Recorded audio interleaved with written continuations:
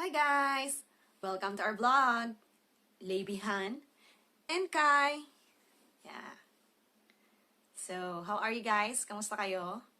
How's your day? How's your visa application? If nagpa-process kayo guys especially ng visit visa unmarried couple for Germany. Kamusta ang inyong application? So,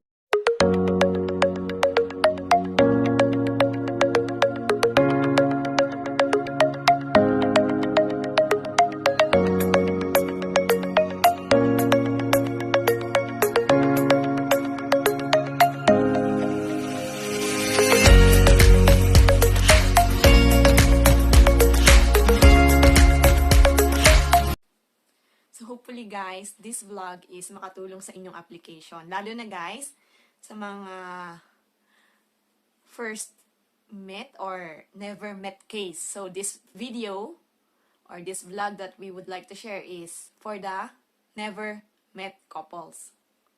So, itong video ay for unmarried couple for Germany or for other Schengen country that you would like to apply and never met kayo. So, hopefully makatulong itong video. Some of our clients got approved also in Germany. Never met case din sila guys. And hindi pa talaga sila nagkikita and good thing I'm the one handling their documents and their application. It was approved. So, yeah. That's why I would like to share to you kung paano at pwede pala yun na kahit hindi pa nag-meet is there's a chance na ma-approve ang visa nila. So, to prove your relationship, of course, the embassy would like to know kung totoo ba or real yung relationship nyo. So, how will you show to the embassy na totoo yung relationship nyo? Even hindi pa kayo nagkikita, there's no proof that you can show them na couple kayo. Especially, yung one of the requirements ni embassy is proof of relationship, yung proof of photos, di ba? So, ito yung pag-uusapan natin, guys. How will you prove that your relationship, even never met kayo nakita, is real yun, di ba? So, ito yung pag-uusapan natin. Especially, wala kayong proof na maipakitang photos together. So, there's a supplementary proof of relationship that you should show to the embassy. So, ano ba yung mga supplementary na kailangan ng embassy for them to believe na yung relationship nyo ay totoo? So, eto guys, nakalagay dyan. So, the supplementary that I would like to share to you guys is, yan. Latest 6 months, chat together. So, yan. If nag-email kayo through Gmail or Yahoo, ayan, add nyo din yan. So, ano pa? Kung nag-message din kayo sa WhatsApp, yan. Latest 6 months, chat, Messenger, kung nagme-message kayo sa Messenger. Sa WhatsApp, makikita niyo yung call history sa may WhatsApp. Kung nag-uusap kayo or nag-video call kayo through WhatsApp, you can add that as well. Yan yung mga nakalagay dyan. And then, yan nga, di ba, wala kayong photos together as in couple, as in magkasama kayo. Wala kayong maipakitang photos. So, add nyo rin guys, yung nag-video call kayo, photos together.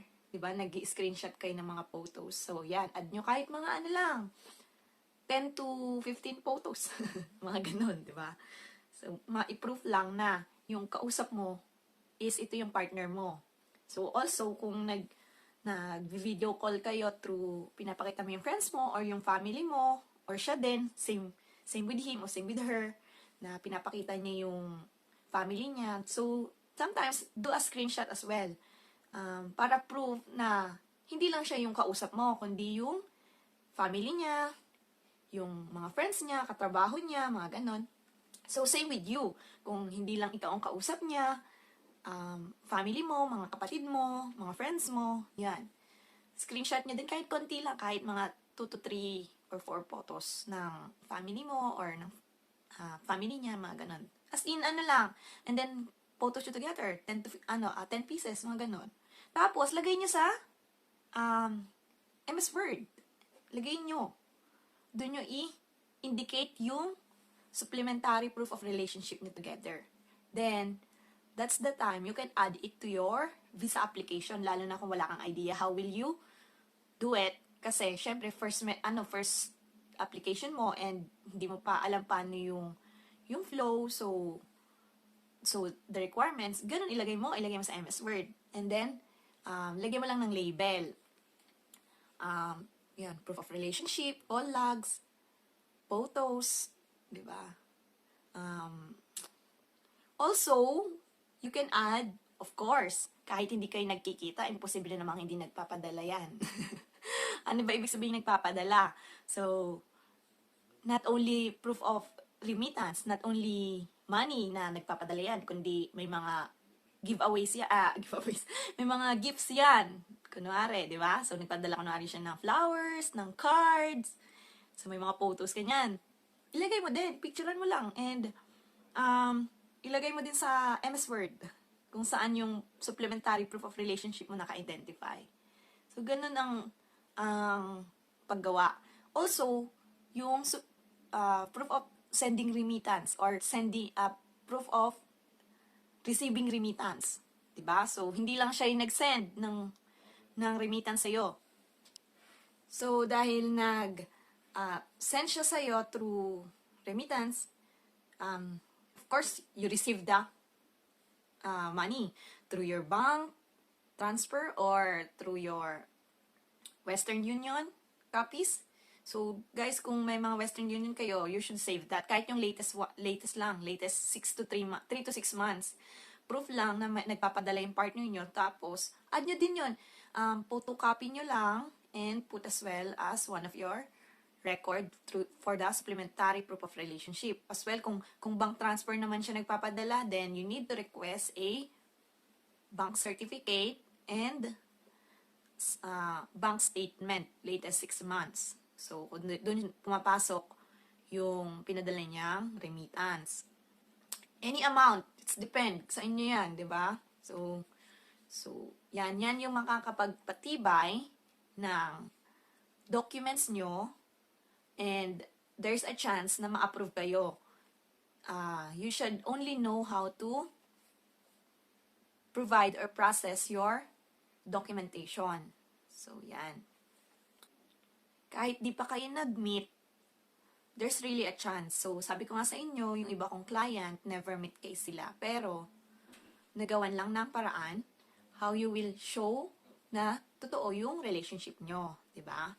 Just provide as well a proof of strong ties. So, not only proof of relationship, you also need to provide that you have the capacity why you must return back to Philippines.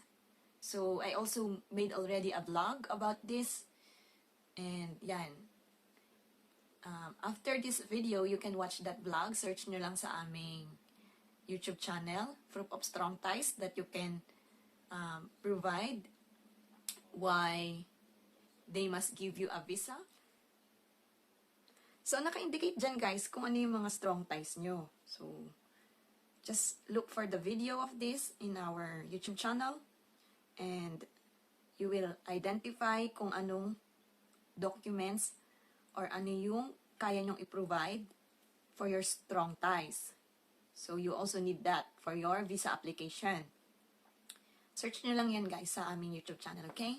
So, as well, and I said, you also need to provide a good cover letter. Why you need to provide a good cover letter? For them to convince your application. Lalo na nga, guys, never met pa kayo. So, you should also indicate there in your cover letter why never met kayo. So, of course, there's a reason. Bakit hindi kayo or hindi siya makapunta dito sa Philippines? So, for example, one of her family is siya yung nagbabantay or senior, di ba? So, yung foreign partner mo or busy sa work kasi boss siya, di ba? So, you need to provide in the cover letter or the reason, the main reason why never met kayo at bakit ikaw ang gusto niyang pumunta sa country niya. So, you also need to indicate that in your cover letter. I advise if you don't know how to make in our community here or in our Facebook page, Hankai, we offering this kind of service for you to have the higher chance na ma-approve ang inyong mga visa. So, we are offering it in affordable price. If you can do it by your own, then it's good. But if you don't really have idea, I suggest na kumuha kayo ng agency. So, sa amin, I really have, we would share na marami na rin akong natulungan on their visa. Sobrang dami na akong na-approve. If you gonna go to our Facebook, yan, Hankai, and sa aming YouTube, na ipopost ko din yung iba kong client dun sa community. So, nasi-share ko sila kung ano yung mga countries na rin na na-assist ko. Kaya, if you, affordable price lang naman we're offering for your visa application and tourist visa, for your writing letters for Schengen. So, yan.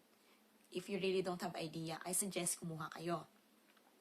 And, that's the time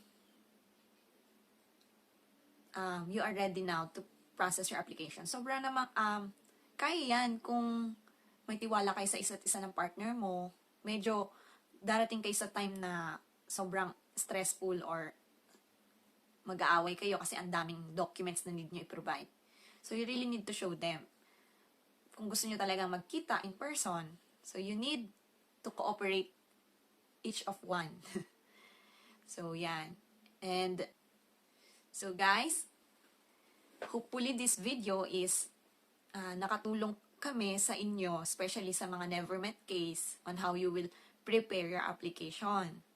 So, I suggest na continue to watch some of our videos here, especially if you don't have idea kung paano mag-apply or mag-prepare ng inyong visa application. So, you can do it by your own, but I also suggest that you can get an agency for you to assist you for your application. So, hopefully may naintindihan at may naunawaan kayo dito sa aming video. And please don't forget to click the notifications bell and subscribe on our YouTube channel para lagi kayong updated sa aming mga susunod pang videos. Yan. So, thank you guys and have a great day and enjoy your day and auf Wiedersehen. So, comment down below lang kayo kung may hindi kayo naintindihan or you can message us directly to our Facebook, Hankai. So, bye-bye and enjoy your day. Auf Wiedersehen.